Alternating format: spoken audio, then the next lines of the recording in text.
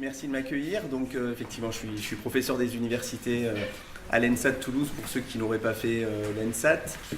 Je dirige le département de sciences économiques, sociales et de gestion et mes travaux portent plus particulièrement sur l'évolution du monde agricole, mais plutôt des mondes agricoles.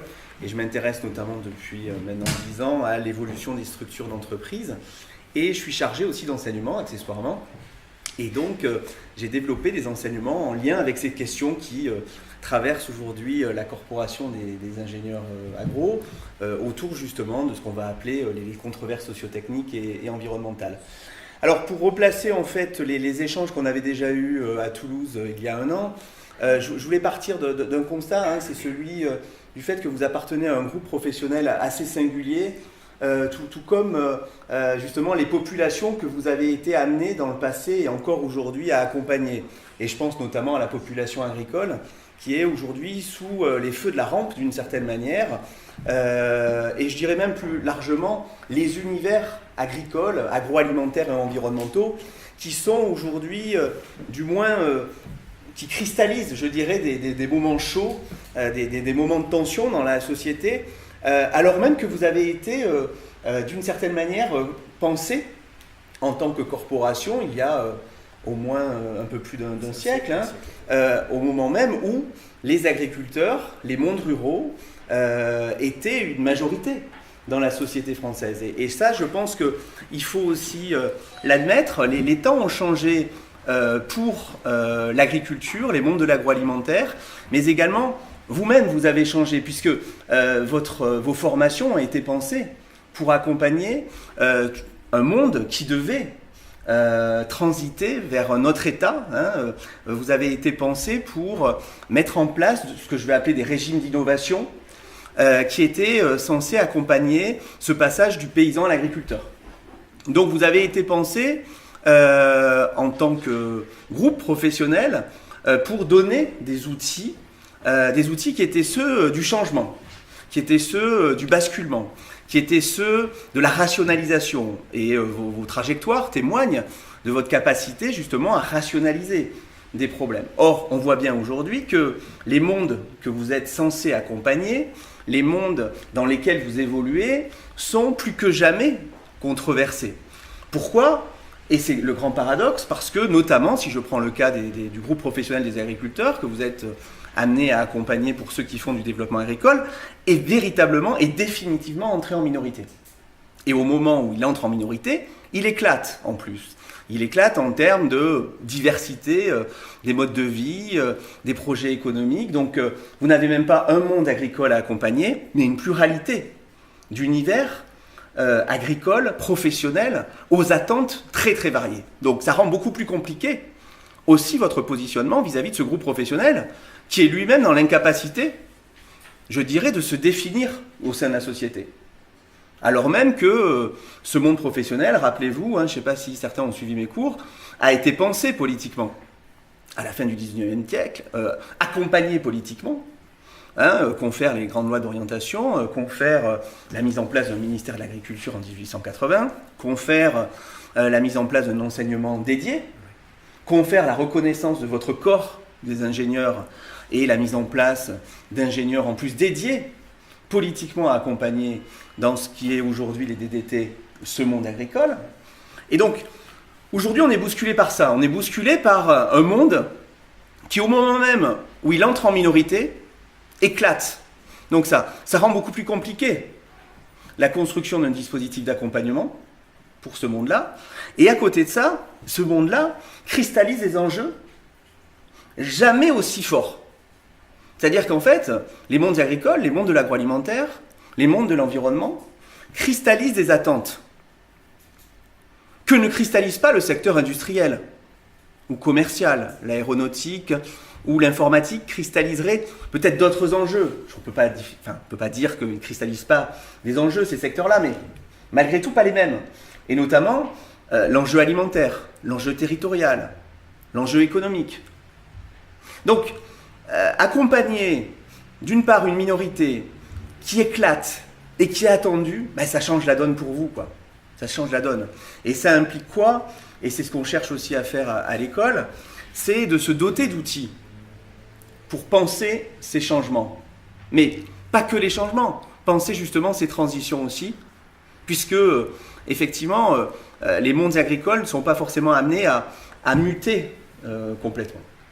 Donc, on est dans une situation très singulière au regard de la place occupée par les groupes professionnels que vous êtes censés accompagner aujourd'hui. Et puis, on est entré aussi, du même coup, dans ce que je vais appeler le monde des incertitudes. C'est-à-dire que l'ingénieur agricole, l'ingénieur agronome, a été pensé comme un individu rationnel. Or, on voit bien que les mondes agricoles, les mondes ruraux, les mondes de l'alimentaire ne sont plus pensés de la même manière. C'est-à-dire qu'on ne projette plus les mêmes choses sur ces univers. On ne projette plus sur les mondes agricoles uniquement de la rationalité. On y projette de l'irrationalité, on y projette des attentes qui sont celles du retraité qui désire une agriculture vue avant tout comme une activité résidentielle. On projette dans les espaces ruraux une vision très patrimoniale aussi des choses. Bon, bref, on voit bien que l'ingénieur, quand il est sur le terrain, dans les espaces ruraux, prend en pleine figure, justement, ces attentes diverses et ces regards qui s'opposent. Rationalité économique portée par le corps même des ingénieurs et notamment les agriculteurs le plus souvent, versus une rationalité plus environnementale portée par de nouveaux publics. Donc, ça veut dire quoi? Ça veut dire qu'en plus, les objets qui sont les vôtres, les sujets d'intérêt qui sont les vôtres, sont regardés par le reste de la société comme jamais. Et alors, c'est très intéressant, on dit souvent, il y a une césure entre l'agriculture notamment et la société. Non, je pense que si aujourd'hui on en est là, c'est parce que les agriculteurs sont, et les mondes de l'agriculture au sens large, sont entrés définitivement dans la société. C'est parce qu'il y a un désir d'agriculture, d'alimentation, de territoire, d'environnement, qu'il y a controverse, et pas l'inverse. C'est pour ça que les tensions sont aussi fortes aujourd'hui. On dit souvent, c'est parce que les agriculteurs, ou même nous, on est en marge de la société. Non, non. Quels groupes professionnels aujourd'hui, quels univers professionnels ne sont pas controversés? L'instituteur voit sa pratique professionnelle remise en cause. Le médecin ne peut plus vacciner. Le gendarme est controversé également dans sa pratique. Bref, c'est très contemporain, ces modes d'expression qui sont ceux du conflit et de la controverse. Donc, il faut que les ingénieurs s'y préparent et acceptent une bonne fois pour toutes que la réponse rationnelle à de grands enjeux de société n'est pas suffisante. Elle l'est peut-être dans un certain contexte, mais pas toujours. Voilà. Et ça veut dire quoi? Ça veut dire qu'il faut, d'une part, que l'ingénieur agro admette qu'il n'accompagne plus forcément une majorité, admette que le reste de la société projette non seulement sur les pratiques professionnelles qu'il est censé accompagner comme consultant, comme ingénieur, manager, comme chef de produit, vont être regardés. Et c'est vrai que le dimanche en famille, c'est rare que Tata Louisette parle de la politique industrielle de la France et de la politique, notamment industrielle, d'Airbus ou de Renault. Par contre, Tata Louisette, elle a toujours un truc à dire sur le poisson qui devrait être sans OGM, le maïs qui devrait être ceci, la viande qui devrait être cela. Bon, et ça, c'est ce que je dis souvent aux étudiants, ben voilà, il faut l'admettre. Mais c'est ce qui fait la richesse aussi, je pense, de cette corporation. On dit souvent de travailler sur le vivant, mais un vivant qui est regardé, qui est attendu, mais pas comme hier. Pas comme hier au moment où nos formations ont été pensées. D'où la nécessité de former aussi les ingénieurs à des situations d'incertitude, d'où la nécessité de se préparer et de mieux comprendre ce que sont les controverses, en identifiant les biens et services économiques qui sont sujets à ces controverses, en comprenant comment évolue dans le temps la chronologie de ces controverses, en apprenant de ceux qui portent la controverse. Voilà. Ne pas être toujours dans la posture « Ah mais oui, il faut communiquer, on va résoudre le problème ». Non, ça ne se passe pas comme ça. Hein. On voit bien combien il est difficile pour les filières agri-agro, justement, de dépasser ces situations. Aujourd'hui, c'est la viande, demain, ça sera autre chose. Enfin bref, il faut que l'ingénieur agro soit préparé à ça.